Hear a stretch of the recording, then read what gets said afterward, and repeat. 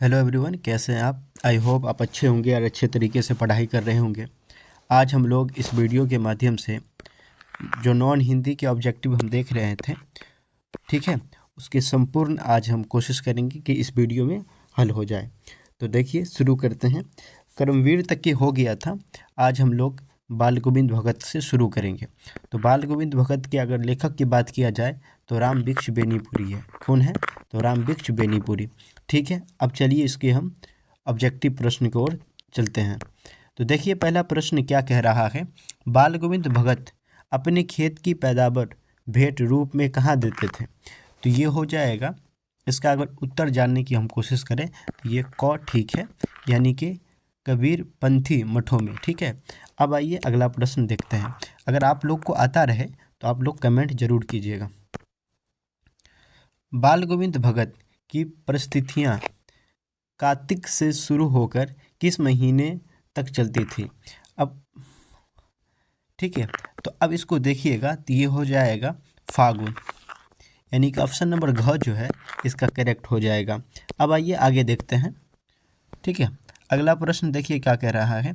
बाल गोविंद भगत ने अपने मरे हुए बेटे को किस पर लेटा कर रखा था? जो उनके एक ही बेटा था, एक ही पुत्र था जो मर गया था, तो उसको लेटाया कहाँ पे था, ये प्रश्न कह रहा है। तो आपको पता होगा कि इसे जो लेटाया गया था चरपाई पे, यानी खटिया वगैरह सब चारपाई पे। ठीक है, अब आगे देखते हैं। अगला प्रश्न क्या कह रहा है कि बाल गोविंद भगत किसे साहेब मानते थे? तो बाल गोविंद भगत कबीर को साहेब मानते थे, यानी कि कबीर को साहेब मानते थे। ऑप्शन नंबर ग इसका करेक्ट हो जाएगा। आप लोग रूम पे पढ़ते हैं तो बहुत अच्छी बात है, नहीं है तो पढ़ा कीजिए, वक्त बहुत कम है।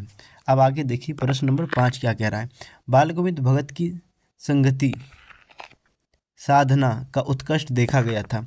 कब देखा गया था? जब उसका बेटा मर गया था। ठीक ना, उसके बेटा के मरने के बाद। तो ऑप्शन नंबर क जो है इसका करेक्ट हो जाएगा, बेटे की मृत्यु के दिन। ठीक है, आगे देखते हैं। आगे देखिए क्या कह रहा है, थोड़ा सा हम जूम कर लेते हैं इसको।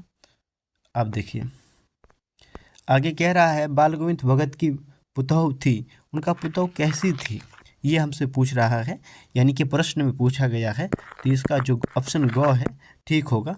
क्या? सुशील। क्या होगा? सुशील। ठीक है, अब क्या कह रहा है कि अपने बेटे के मरने पर बाल गोविंद भगत क्या करने लगे थे? आगे यही प्रश्न होगा। तो गाना गाने लगे थे। ठीक है, बाल गोविंद भगत के कितने बेटे थे? तो इससे पहले भी हमने कहा है मात्र एक ही बेटा था, एक बेटा। कितना? एक। आगे चलते हैं। बाल गोविंद भगत का बेटा डॉट डॉट था, यानी कि यहाँ पर खाली स्थान था, कि कैसा था? तो सुस्त था, कम ठीक ना, ऑप्शन नंबर ख इसका करेक्ट हो जाएगा, सुस्त। आगे देखिए, आगे का प्रश्न क्या कह रहा है। बाल गोविंद भगत किसकी रचना है? तो बाल गोविंद भगत अभी पहले हमने पढ़ा है, राम वृक्ष बेनीपुरी। ठीक है, एक बात अब यहीं से हम आपको बताता चलूँ। देखिए, प्रश्न ऐसा हर एक बार प्रश्न पूछा जाता है, जो चैप्टर का नाम है और उसके लिखने वाला का नाम क्या है, आप यदि याद कर लेते हैं तो 5 मार्क आ जाएगा, यहीं से 5 मार्क आ जाएगा। ठीक है, तो आप याद कर लीजिएगा अच्छे तरीके से। बाल गोविंद भगत पेशे से क्या है? बाल गोविंद भगत पेशे से क्या है, ये प्रश्न कहा गया है। तो वो गृहस्थ थे, यानी कि खेती बाड़ी करते थे, इस बात को याद रखना है। आगे देखिए, आगे प्रश्न 12 नंबर क्या कह रहा है। बाल गोविंद भगत गद्य की कौन सी विधि है? ठीक है, अथवा बाल गोविंद भगत कैसी रचना है? ये मतलब कि इस दोनों तरीके से प्रश्न को पूछा जा सकता है। पहली तो ये कि इस तरीके से प्रश्न पूछा जा सकता है, या इस प्रकार से भी प्रश्न पूछा जा सकता है। तो इसका उत्तर की अगर हम बात करते हैं कि इसका आंसर क्या होगा, तो रेखा चित्र है। क्या है? रेखा चित्र है। ठीक है, रेखा चित्र है। ठीक है, जब ऐसे को पढ़िएगा तो ऐसा लगेगा कि हमारे मन में उसका एक रचना बनते जा रहा है, उसका चित्र बनते जा रहा है। आप बाल गोविंद भगत को पढ़े होंगे तो ऐसा मन में लगता होगा कि आस पड़ोस से वो रिलेट होता होगा। समझ रहे मेरी बात को? आगे देखिए, आगे की प्रश्न क्या कह रहा है। बाल गोविंद भगत कबीर को क्या मानते थे। तो बाल गोविंद भगत कबीर को जो है साहेब मानते थे। क्या मानते थे? साहेब। ठीक है, साहेब मानते थे, यानी कि ऑप्शन नंबर ग जो है इसका करेक्ट हो जाएगा, ग सही है। ठीक है, अब आगे चलते हैं हम लोग। देखिए अगली प्रश्न, देखिए आगे प्रश्न क्या कह रहा है। बाल गोविंद भगत की उम्र कितनी थी। बाल गोविंद भगत की उम्र कितनी थी। तो ये बाल गोविंद भगत का जो उम्र है, खास करके पाठ में इसका जिक्र नहीं किया गया है, लेकिन एक अनुमानता जो उम्र है लगभग 60 वर्ष से ऊपर है। कितना से? 60 वर्ष से। ठीक है, इस बात को याद रखिएगा, 60 से ऊपर।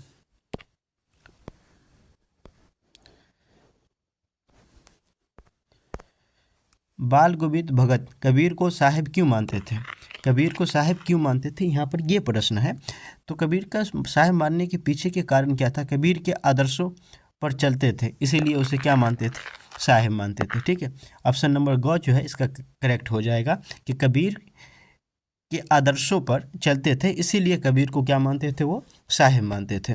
ठीक है, अब अगला प्रश्न देखिए, 12 नंबर के प्रश्न क्या कह रहा है, गौर से देखिएगा। बाल गोविंद भगत कहाँ आसन जमा बैठते थे। तो बाल गोविंद भगत जो है अपना आसन कहाँ जमा बैठते थे? तो घर के आंगन में। घर के आंगन में। जो शहर में रहते होंगे तो उसे कम में चांस है कि वो देखे होंगे। चलिए, बाल गोविंद भगत से चैप्टर से ख़त्म हो गया। अब हम देखते हैं अगला, उसके अगला पार्ट को। कामता प्रसाद सिंह का यहाँ पर काम होगा। ठीक है, काम ये रचित पाठ का शीर्षक क्या है। तो उसका जो है वह हिंडरू का जलप्रपात। क्या है? हिंडरू का जलप्रपात। याद रखिएगा, इसका उल्टा भी पूछ देता है कभी, हिंडरू का जलप्रपात का रचना करने वाला का नाम क्या है। तो उसका आप हो जाएगा कामता प्रसाद सिंह काम। ये जो काम है उसको उपनाम दिया गया था। ठीक है, अब आगे चलते हैं हम लोग। देखिए 2 नंबर का प्रश्न में क्या कह रहा है। हिंडरू का पानी किसकी तरह छलक भरता है। हिंडरू की जो पानी है किसकी तरह छलक भरता है। तो आपको पता है हिरण की तरह। किसके तरह? पाठ में जिक्र भी किया गया है इस बात की कि हिरण की तरह वो छलांग मारती है। आगे देखिए, हिंडरू का पानी डॉट डॉट की तरह चक्कर काटता है। काटता है, सॉरी, क्या है? काटता है। तो ये हो जाएगा सांप की तरह। किसकी तरह? सांप की तरह। आगे देखिएगा, अगला प्रश्न, पुरुलिया रोड से हिंडरू की दूरी क्या है। पुरुलिया रोड से हिंडरू की दूरी की अगर हम बात करें तो कितनी है। तो ये 13 मील है। कितनी है? 13 मील। अगला प्रश्न है, हिंडरू का जल प्रपात गद की कौन सी विधि है। तो ये यात्रा वृत्तांत है। ठीक है, क्या है? यात्रा वृत्तांत, यानी कि ऑप्शन नंबर जो क है इसका करेक्ट हो जाएगा, यात्रा वृत्तांत। अगला प्रश्न देखिएगा आप, हिंडरू का जल प्रपात की ऊंचाई कितनी है। तो हिंडरू के जल की प्रपात की ऊंचाई की अगर हम बात करते हैं तो ये हो जाएगा 243 फुट। ठीक है, 243 फुट। आगे देखते हैं, हिंडरू का जलप्रपात रांची से कितनी दूरी पे है। रांची से कितनी दूरी पर है। तो ये रांची से की अगर बात की जाए तो 27 मील दूरी पे है। कितना मील दूरी पे है। तो 27 मील दूरी पे है। ठीक है, ऑप्शन नंबर घ इसका करेक्ट हो जाएगा। आगे देखिए, हिंडरू की शोभा कैसे बना है। हिंडरू की जो शोभा जो बना है वो कैसे बना है। तो प्राकृतिक द्वारा। ये मानव निर्मित नहीं है, प्राकृतिक है। ठीक है, आगे देखिए, जैसा हिंडरू का झरना वैसा उसका मार्ग किसने कहा था। तो ये कहा था लेखक ने। किसने कहा था? लेखक ने, लिखने वाले ने। ठीक है, जो पाठ को लिखा यानी कामता प्रसाद सिंह कामजी। हिंडरू का जल प्रपात में किसकी संस्कृति का वर्णन है। तो ये हो जाएगा आदिवासी संस्कृति का। किसकी? तो आदिवासी की। अब आगे देखिए, बिहार किस काल के कवि हैं? अब बिहारी चैप्टर से लिया गया है, तो बिहारी किस काल की कवि है? तो ये हो जाएगा आपका रीतिकाल का। किसका? तो रीतिकाल का। ठीक है, आगे देखिए आप, बिहारी किस रस के कवि है? तो बिहारी किस रस के कवि है? तो ये श्रृंगार, ठीक है, श्रृंगार रस की। अब आगे देखते हैं, बिहारी के अनुसार ईश्वर कहाँ मिलते हैं? तो बिहारी के अनुसार जो ईश्वर की अगर हम बात करते हैं कि ईश्वर कहाँ पर मिलती है, तो वह निर्मल हृदय में। ठीक है, निर्मल हृदय में, जिसके हृदय में मनपता हो, प्रेम झरता हो दूसरे के प्रति, ठीक है, उसके मन में उसके हृदय में भगवान बसता है। ठीक है, ईश्वर बसता है। बिहारी के अनुसार क्या है? ससंगति यानी साथी क्या है? तो ससंगति क्या है? तो वह सच्चे व्यक्ति का साथ, यहाँ पर का जो है एक ही में मिला के लिख दिया है, तो सच्चे व्यक्ति का साथ। ओके, थोड़ा सा मैनेज आप कर लीजिएगा, टाइपिंग मिस्टेक हो गया होगा। बिहारी ने राधा नगरी किसे कहा? राधा नगरी किसे कहा है? तो ये श्री कृष्ण को। किसको? श्री कृष्ण को। बतरस लाला लाल की मुरलीधरी नौका, यही पढ़े होंगे ना। हाँ, जो देता है उसे क्या करने के लिए बिहारी कह रहे हैं? तो उसे स्वीकार करने के लिए, यानी कि ईश्वर। दई मतलब यहाँ पर दई माने क्या है? ईश्वर है। दई से मतलब, दई से मुराद, यानी दई से, तो दई यानी ईश्वर की बात की जा रही है यहाँ पर। ठीक है, दई के मतलब ईश्वर, भगवान, अल्लाह जो आप कहते हैं सो। आप देखिए यहाँ पर, रीति कालिनी प्रसिद्ध कवि कौन है? रीति कालिनी यानी काल के, रीति काल के सबसे प्रसिद्ध कवि कौन है? ठीक है, रीति कालिनी। तो रीति काल के सबसे प्रसिद्ध कवि की अगर हम बात करते हैं तो वह है बिहारी। कौन है? बिहारी। प्रेम के कवि के रूप में निम्न में कौन प्रसिद्ध है? तो प्रेम के, तो ये है बिहारी लाल जी। ठीक है, बिहारी लाल। ओके, आगे देखिए,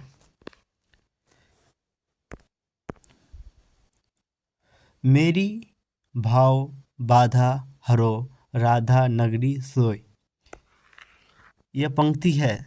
तो ये पंक्ति तो बिहारी लाल की है। किसकी है? बिहारी लाल की, बिहारी के दोहे से। आगे देखिए, बतरस लाला लाल की मुरलीधरी लुकाई काव्य पंक्ति है।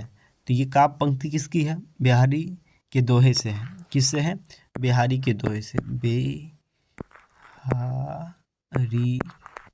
बिहारी के दोहे से, ठीक है, आगे देखिए। अब ठेस कहानी से लिया गया था। अब बताते हैं कि ठेस के कहानी के लेखक कौन है? तो फणीश्वरनाथ रेणु जी है।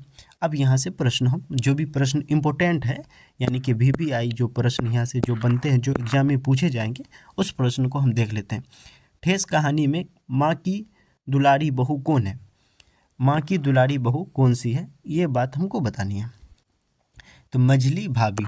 ठीक है, मझली भाभी माँ को बहुत पसंद है। किनकी माँ की? तो लेखक की माँ। ठीक है, आगे चलते हैं।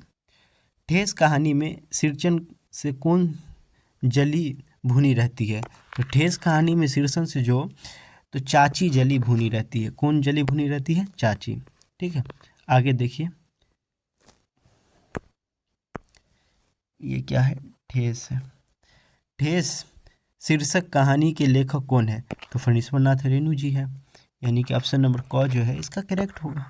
ठीक है, आगे देखिए, ठेस शीर्षक कहानी का मुख्य पात्र या नायक कौन है? तो ये तो वही हो जाएगा, शीर्षण।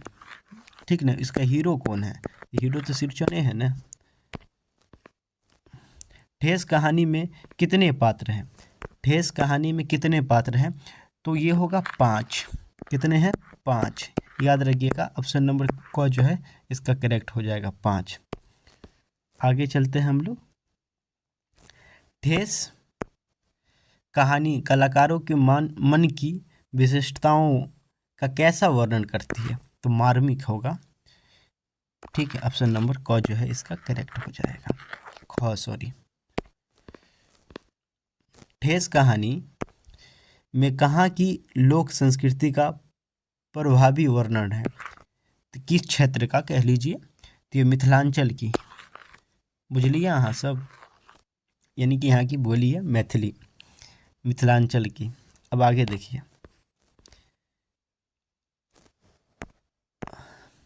ठेस कैसी कहानी है? ठेस जो है कैसी कहानी है ये हमको बताना है। तो अंचलिक है। कैसी है? अंचलिक। ऑप्शन नंबर क जो है इसका करेक्ट हो जाएगा, अंचलिक। सिरचन जाति का डॉट डॉट है, सॉरी। तो सिरचन जो है जाति का क्या है? तो ये कारीगर है। क्या है? कारीगर। आगे देखिए, सिरचन ने किसे पानी पानी कर दिया, यानी पानी पानी कर दिया, किसे कर दिया, यह पूछा जा रहा है। तो ये होगा पंच नंद चौधरी के छोटे लड़के को। ठीक है, वो जो बोला था। अब आगे देखिए, सिरचन को घी है यहाँ पे, घी याद रखिएगा, घ है, ध नहीं है। सिरचन को घी की कढ़ी खकोरन के साथ क्या पसंद है? तो ये है चूरा। क्या है? चूरा। मट्ठा समझते हो? मट्ठा, जब मट्ठा को हम आग लगाते हैं, यानी कि उसको गर्म करते हैं, तो उससे घी बनता है, और घी के जो नीचा वाला हिस्सा होता है उसको, वही खाने में सिरसन को बहुत अच्छा लगता है। किसके साथ? तो चूरा के साथ। जो गांव में रहे होंगे या जिनके पास में भैंसा वगैरह सब है, तो वो जानते होंगे इस बात को बेहतर तरीके से, जहाँ पर घी बनाया जाता हो। ठीक है, जिसके घरों में अगर कभी घी बनाए, उसी का खकोरन जो सिरचन को बहुत पसंद है। ठीक है, आगे देखिए,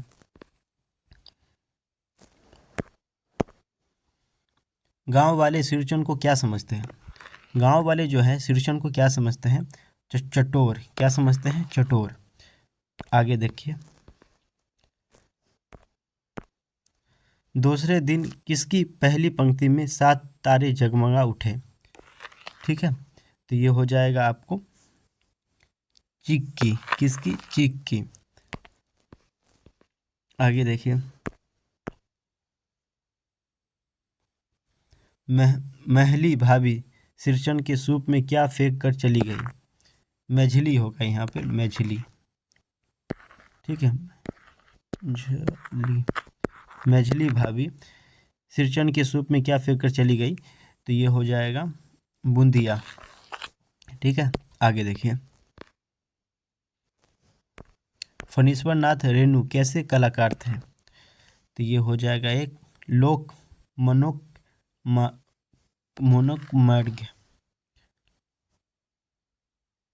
अब आगे देखिए, चलिए अब इससे आगे जो बच्चे की दुआ है हम अगले वीडियो में हम देख लेंगे। ठीक है, तो मैं आशा करता हूँ कि ये वीडियो आपको अच्छा लगा है। यदि अच्छा लगा है तो आपको क्या करना है, कमेंट कर दीजिएगा, लाइक भी कर दीजिएगा। और एक बात, अगर ये सब नहीं भी करना है तो मत कीजिए, बस मैंने वही बोल दिया, लेकिन ज़रूर इस वीडियो को अपने दोस्त तक ही पहुँचाइए। ठीक है, तो चलिए फिर मिलेंगे हम कोई अच्छी वीडियो में। तब तक कि जहाँ पे भी है आप वहीं रहिए और मस्त रहिए और पढ़ाई खूब कीजिए, क्योंकि देखो मेरे भाई, वक्त जो अभी है आपका, जो चले जाएगा तो फिर वापस लौट के नहीं आएगा। ठीक है ना, सब कुछ लौट के आ सकता है, लेकिन वो वक्त जो है अभी ऐसा है जिसे लौट के नहीं आएगा। तो इसीलिए अभी आपको पढ़ना बहुत ज़रूरी है। फिर कुछ ही दिन की बात है, महज 14 से 15 दिन और रह गया है। आप पढ़ाई कीजिए और एग्ज़ाम को अच्छे तरीके से दीजिए, फिर एग्ज़ाम के बाद आप घूम लीजिएगा। ठीक है, चलिए ठीक है।